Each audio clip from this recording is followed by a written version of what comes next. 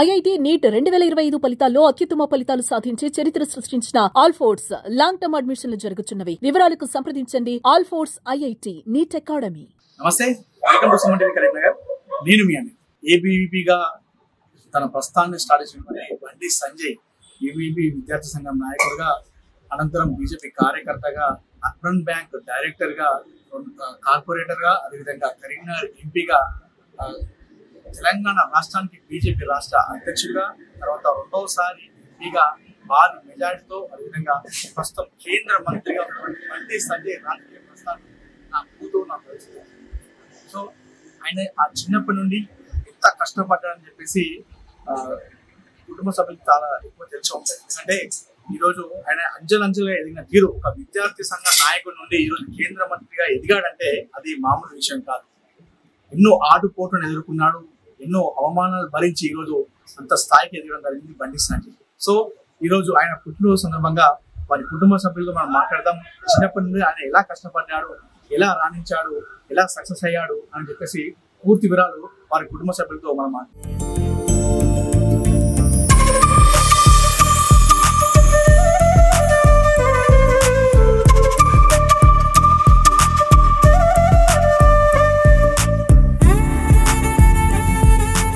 ప్రస్తుతం నేను బండి సంజయ్ గారి ఇంట్లోకి రావడం జరిగింది. కుటుంబ సభ్యులతో మాట్లాడడం. ప్రస్తుతం నాతో వారి అమ్మగారు ఉన్నారు, ఆ తల్లిదండ్రులు మాట్లాడడం. అమ్మ నమస్కారం. ఈరోజు మీ కుమారుడి పుట్టినరోజు. చిన్నప్పటి నుండి ఎన్నో ఆటుపోట్లు ఎదుర్కొన్నారు, ఎంతో కష్టపడి ఒక కార్యకర్తలను మొదలుకొని ఈరోజు కేంద్ర మంత్రి స్థాయికి రావడం జరిగింది. ఇది ఒక మామూలు విషయం కాదు, ఎందుకంటే మీ బ్యాక్గ్రౌండ్ ఎవరు కూడా పాలిటిక్స్ లో రాలేదు. కానీ ఒక వ్యక్తి కార్యకర్త నుండి కేంద్ర మంత్రి రావడం వెనకాల ఎలా కష్టపడ్డాను చిన్నప్పటి చాలానే కష్టపడ్డారు. ఇక అప్పుడు కొంచెం మాకు ఇబ్బందిగానే ఉంటుండే, ఇక అన్నిటికీ కష్టమే ఉండే. వాళ్ళు కష్టపడి చదువుకున్నారు, చిన్నప్పటి నుంచి కష్టపడి ఇప్పుడు ఈ స్థాయికి వచ్చినట్టు వాని కష్టమే. చాలా ఇబ్బంది పడి ఆటపోట్లు బాగా ఇదే వేలు రాటి దెబ్బలు తిన్నాడు, ఎన్నటికో అన్ని భరించాడు. అన్ని భరించి అంత కష్టపడి పెట్టుకుని వాడు ఆయన కష్ట ఫలితం ఆ అమ్మ వాళ్ళ దైవాన్ని వాడిద్దరు స్థాయికి వచ్చాడు. సంతోషం. అంటే చిన్నప్పుడు ఎలా ఉండేవాడు సంజయ్ అన్న? చిన్నప్పుడు ఎలా ఉండేవాడు? మామూలుగానే పిల్లలు వేరే స్నేహితులు ఎవరు ఉండకపోదు. మా నలుగురు పిల్లలే వాళ్ళ ఇంట్లో, వాళ్ళు చదివేందో వాళ్ళ ఆట ఏందో వాళ్ళే చేసుకుంటూ బయట పిల్లలు ఎవరు ఇంటికి రాకపోదు, స్కూల్ వరకే. కానీ ఇంటికి మాత్రం వాళ్ళే నలుగురు, వాళ్ళ అక్క అన్నలు తక్కువ అన్నలు ఉంటారు. ఇంట్లోనే చదువుకుందరు, ఆడుకుందరు, వాళ్ళే ఏమి ఇబ్బంది అల్లరి ఏమీ లేదు. మా పిల్లలు నలుగురు పిల్లలు ఏమి అల్లరి చేయకపోదు. క్రమశిక్షణ వాళ్ళ పనులు వాళ్ళు చేసుకుంటారు, వాళ్ళు చేస్తారు. కానీ అంటే మీరు రాజకీయాలకి వెళ్తూ అన్నప్పుడు మీరు ఏ విధంగా స్పందించారు? వెళ్ళమన్నారా, సపోర్ట్ ఇచ్చారా, ఏమన్నారు? ఇవాళ నాన్నకు వాడిని ఇష్టమే ఉంటుండే, కానీ తెలియనియకపోతుండే వాళ్ళు చెప్పు. కానీ వాళ్ళు చేసేది చేస్తుండే, బయట చేసినవి మాత్రం ఇంటి దాకా రాకపోతుంది. ఎవరైనా చెప్తేనే మాకు తెలుస్తుండే, కానీ వాళ్ళు మాత్రం చెప్పారు. ఇప్పటికి కూడా ఏది చెయ్యని, ఇప్పుడు గుడి కట్టాడు కదా, గుడి మొదలు పెట్టేదాకా కూడా మాకు తెలియదు. తర్వాత అది చేసేటప్పుడు రమ్మనిపిస్తే తెలిసేది. ఏ పని చెయ్యని చెప్పి చెయ్యడు, చేసి చూపిస్తాడు. అంతే, నేను ఇది చేసినా అది చేసినా అని డబ్బాలు కొట్టుకునే వ్యక్తిత్వం లేదు మన దగ్గర. అట్లా మంచి స్వభావం ఉంటుంది, గొప్ప చెప్పు. మా ఇంట్లో మా సంజయ్ కాదు, మా ఇంట్లో మేము ఎవరు వాళ్ళ నాన్న ఉన్నప్పటి నుంచి వాళ్ళ నాన్న కూడా చాలా మందికి సాయం చేశాడు. టీచర్ పనులు చేస్తుండే. ఇలా వాళ్ళు పేద వాళ్ళు ఉంటారు కదా, వాళ్ళకు మంచి ఉద్యోగాలు అవి ఇప్పించి వాళ్ళ నాన్న కూడా సాయం చేస్తుండే. అప్పటి నుంచే. అంటే ఇన్ని దెబ్బలు తిన్నాడమ్మా, చాలా సార్లు, ఎన్నో సార్లు అరెస్ట్ కావడం జరిగింది. తెలంగాణ ఉద్యోగంలో అంటే తెలిసిన తర్వాత మీకు తెలిసిన సందర్భంగా తెలిసినప్పుడు ఎప్పుడైనా చెప్పడం జరిగిందా, ఎందుకు రా ఇదంతా అని చెప్పేసి? అసలే తెలియకపోతుండే. అంటే తెలిసిన తర్వాత బాధపడి అడిగేవారా? బాధపడడం అంటే ఎన్నో రోజులకు తెలిసినాక ఏం చేస్తాం అట్లెందుకు అస్సలు తెలియదు. కానీ ఇంటి దగ్గరకు పోలీసులు ఎక్కడ ఏ గొడవ అయినా సంజయ్ దగ్గరికి పోతాం. మేమేమంటుంటే ఎక్కడ గొడవ అయితే సంజయ్ దగ్గరికి వస్తే సంజయ్ ఒక్కడేమంటే సంజయ్ దగ్గరికి వస్తే తెలుస్తాయి కదా అవి అని చెప్పి వస్తాము అది అని అంటుంటారు. పిల్లలు సంజయ్ ఏటన్నా తప్పించుకొని వెళ్తుండే కదా, అప్పుడు మా పెద్ద బాబుని పట్టుకుపోదురు, ఏమైనా తీసుకుపోదురు.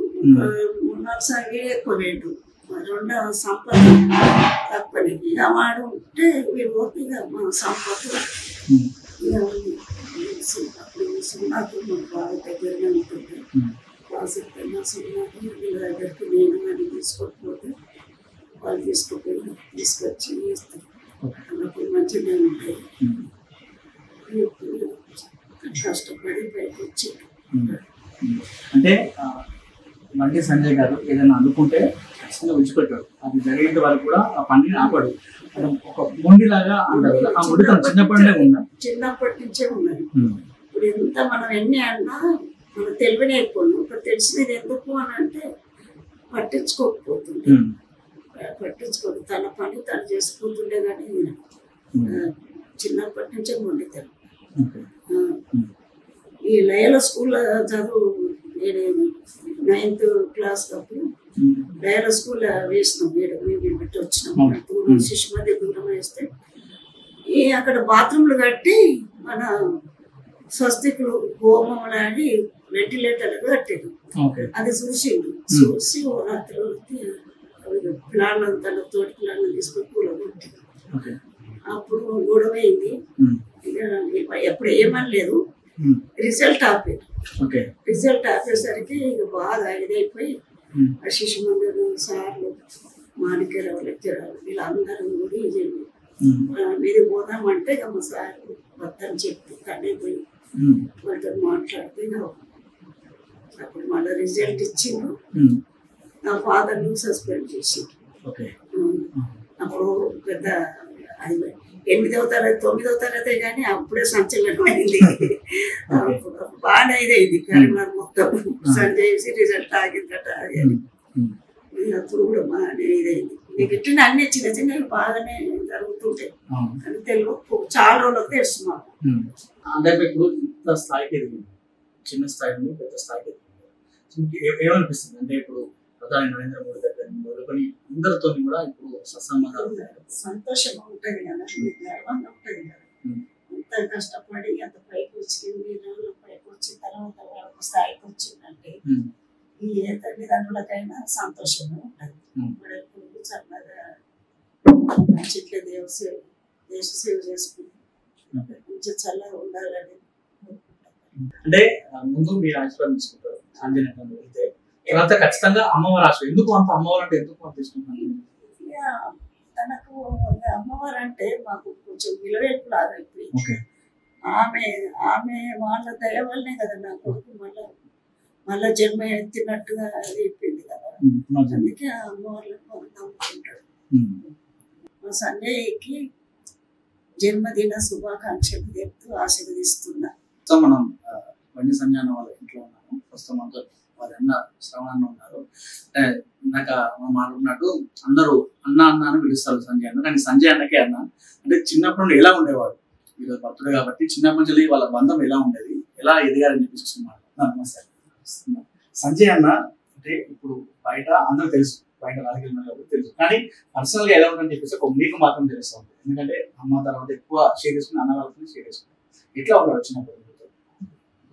చిన్నప్పటి నుంచి?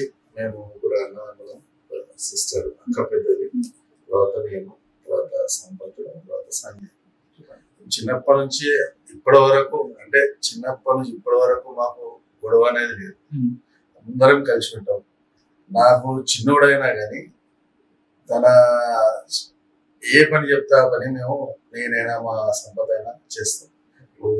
ఏ ప్రోగ్రామ్ అయినా ఏదైనా పిలిచి చెప్తాడు. తన అన్నయ్య ఉన్నది ఇది అని చెప్తాడు, తప్పకుండా చేస్తాం. కానీ నాకు చిన్నోడు కదా నేను ఎందుకు చేయాలని అందరం కలిసి ఉంటాం. ఇప్పటికి కూడా మేము అందరం ఉమ్మడి కుటుంబం. అందరం కలిసి ఉంటాం. కానీ ఎప్పుడు మాకు గొడవలు ఉంటాం. ఇప్పుడు విభేదాలు అనేది ఇంతవరకు రాలేదు. చిన్నప్పటి నుంచి చాలా ఐవీపీ కార్యకర్తల నుంచి శిష్యులుగా చదువుకున్నప్పటి నుంచి కూడా చాలా యాక్టివ్ ఉంటారు. ఆర్ఎస్ఎస్ భావాజాలు బాగుంటాయి. అందువరకే అంత క్రమశిక్షణతో ఉంటారు. ఈ స్టేజ్ ఉండడానికి కూడా కారణం ఆర్ఎస్ఎస్. ఆర్ఎస్ఎస్ శిష్యులు ఎప్పుడు తనకు ఉంటాయి. అంటే ఎలా కష్టపడతారు మీరు చూశారు? అంటే అమ్మాయి అయితే తెలియదు, ఇంట్లో ఉంటుంది కూడా తెలియదు, మీకు తెలుసు ఉంటుంది బయట ఏమవుతుందని చెప్పేసి. ఇట్లా గొడవ అవుతున్నప్పుడు, లేదంటే అరెస్ట్ చేసినప్పుడు, లేదంటే ధర్మ కోసం పోయినప్పుడు, దెబ్బలు తినడం ఎట్లా ఫీల్ అయ్యారు? అంటే తన కొట్లాడేది కూడా ఏబీపీలో ఉండే స్టూడెంట్స్ కూడా కొట్లాడుతుంది. ఇప్పుడు బీజేపీలో ఉండే రాజకీయంలో దాని గురించి కొట్లాడుతుంటే, ప్రజల సమస్యల గురించి కొట్లాడుతుంటే, ఎప్పుడు కూడా పర్సనల్ గా వాళ్ళను కొట్టుడు వీళ్ళని కొట్టుడు చెప్పు. ఏదైనా పార్టీ పరంగానో ఆర్గనైజేషన్ పరంగానే జైలుకి వెళ్ళేది, కానీ బట్టి పర్సనల్ గా మాత్రం ఎప్పుడో చేయలేదు. తన ఎక్కడో చేసేస్తుండే. చేస్తుంటే మాకు తెలియదు కదా, ఆర్గనైజేషన్ అక్కడికి చేసేస్తుంటుంటే ఇక పోలీసు వాళ్ళు వచ్చి ఫస్ట్ అక్కడ బయట ఉంటే నన్ను పట్టుకున్నాను. సంజయ్ లేడా అంటే లేడు. నేను ఇక వచ్చిన తర్వాత మళ్ళీ సంజయ్ వచ్చిన తర్వాత నన్ను వదిలిపోయింది. అట్లా ఎన్నో సార్లు జరిగింది. ఇవాళ రామజన్మభూమి అప్పుడు కూడా, కొట్టినప్పుడు కూడా చాలా మంది ఇక్కడ చుట్టూ పోలీసులు 200 మంది పోలీసులు వచ్చారు. అప్పుడు కూడా దొరకలేదు, నన్ను పట్టుకపోయారు. అప్పుడు కూడా మళ్ళీ నన్ను వదిలిపెట్టిన తర్వాత ఇప్పుడు కూడా తన రాజకీయ పరంగానే కొట్లాడిండు, జైలుకి వెళ్ళడం జరిగింది చాలా సార్లు. కానీ పర్సనల్ ఎప్పుడు అట్లా గ్రడ్జ్ పెట్టుకోదు. కానీ చాలా బాగుంటాడు. అంటే ఇప్పుడు అంటే చాలా మంది కార్యకర్తలు ఉన్నారు. ఎంపీ అయిన తర్వాత అయితే గతంలో ఏదైతే హిందూ ధర్మాన్ని ఎంచుకున్నారో ఆ హిందూ ధర్మం కోసం ఒక్కడే అప్పుడు కష్టపడ్డారు. ఒక్కడే టవర్లోకి వెళ్ళి కూడా చాలా విషయాల్లో ఒక్కడే వెళ్ళి దాన్ని యుద్ధం చేసిన సందర్భాలు ఉన్నాయి. అప్పుడు మీరు భయపడే సందర్భాలు ఉన్నాయి. ఏమవుతుంది? మేము ఎప్పుడు భయపడలేదు. సరే చేసేది ధర్మం కొరకు, ప్రజాసేవ కొట్లాడుతున్నాడు మా నాన్న కూడా. సరే ఎంత తండ్రి అయినా కూడా ఓసారి కొంచెం ఉంటుండే కానీ ఎప్పుడు మా ఇంట్లో విసుగు చెందకూడదు. చేస్తుండే ఇప్పుడు టవర్ దగ్గర కూడా చాలా పెద్ద ఎత్తున గడపలేదు. అయినా కానీ మేము ఏమనకపోతుంటున్నాం. ఇక మాకు అలవాటు అయిపోయింది.